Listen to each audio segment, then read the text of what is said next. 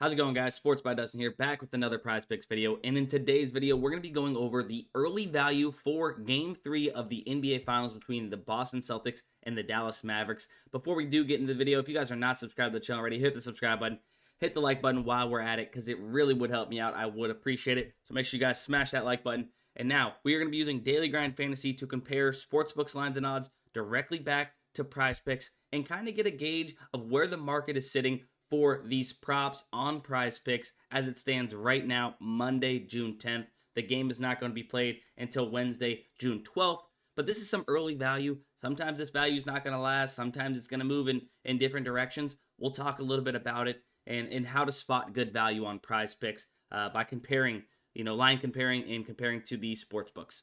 So what I'm going to do is, here's Daily Grind Fantasy. I'm going to go ahead and just sort by NBA. Now, not every play is currently a really, really good play based on the sports books, but we'll talk about what you're going to be looking for as the game starts to come up and some of the plays that are currently good for the NBA right now. So let's go ahead and sort by this. Also, if you guys want Daily Grind Fantasy, I'll leave a link in the description of this video. You guys can get access to Daily Grind Fantasy to help you guys find value for all sports, esports, NFL, NBA, MLB, whatever it is.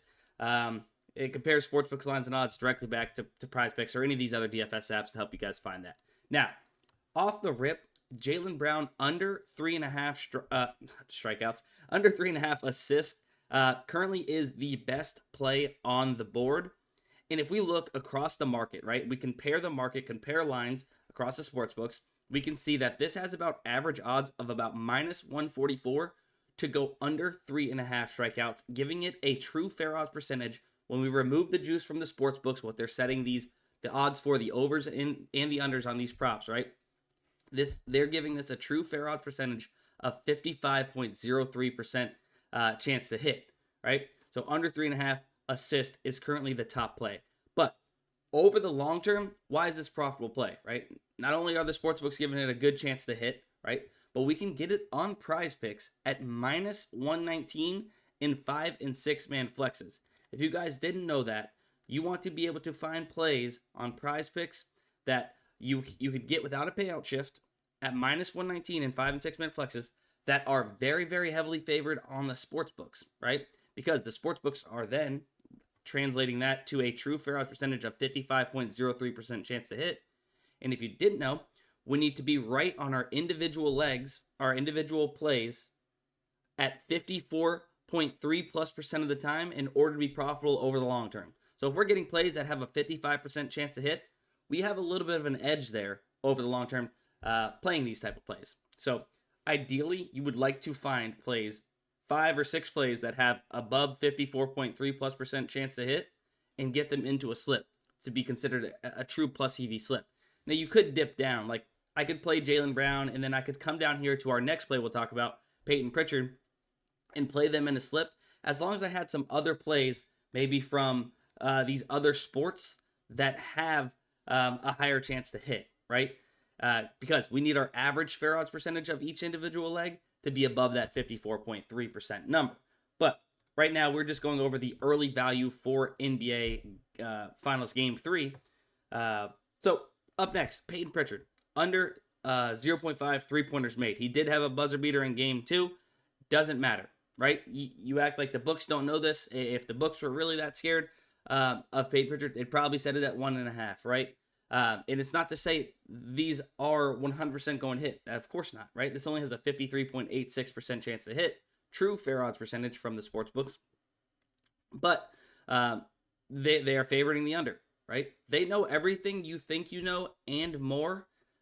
Multi-million-dollar algorithms and models setting these lines, adjusting them based on anything you can think of, right? All the last 5 data, all this and that, these have it and more, right?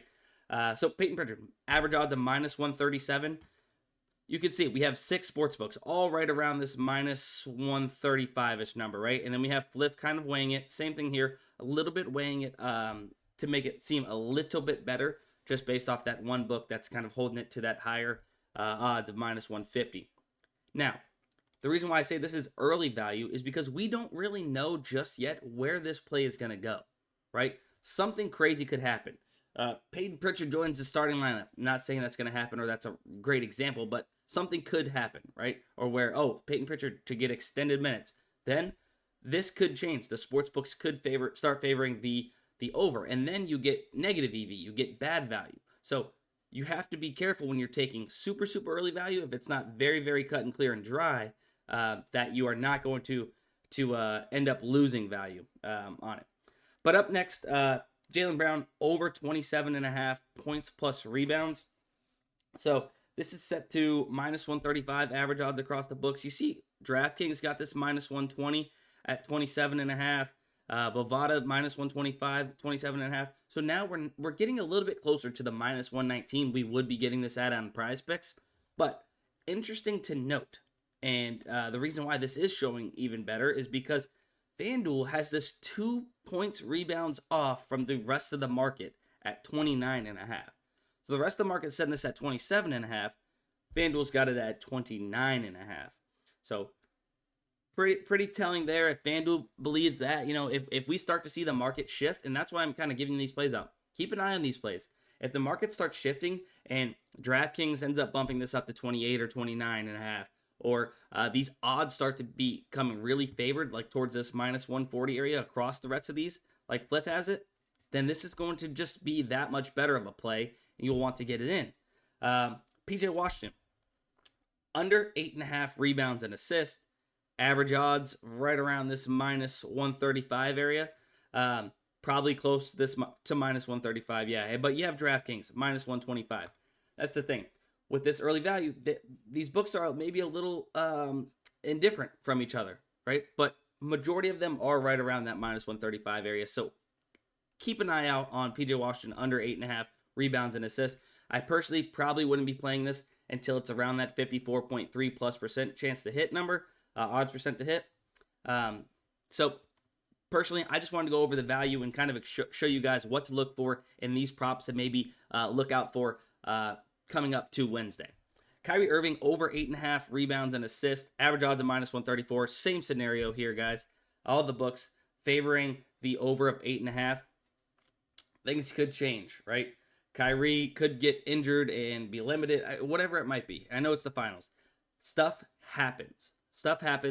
But then once something gets announced or the books get certain information, they're going to be changing their projections, their odds for any player that's affected from whatever news is going to come out. Porzingis kind of got hurt a little bit. If Porzingis doesn't go, that's going to affect who else plays. Luke Cornett could get some play time for the Celtics. Then that affects everybody else's projections for the most part in the NBA. Sometimes it doesn't really, but if Jason Tatum is going to be ruled out, probably means Jaylen Brown's points projection is going to be have to be bumped up a little bit higher, right? But all of these sports books will adjust, and when they adjust, Daily Grind Fantasy in real time adjusts as well to show you the new best value, right? Because PrizePicks is always at -119. If all of a sudden Peyton Pritchard gets bumped into the starting lineup and this changes to the over, and the sports books are heavily favoring over 0.5, and you can get this at -119 on the over of 0.5, and it's -180 on the sports books, boom, just like that.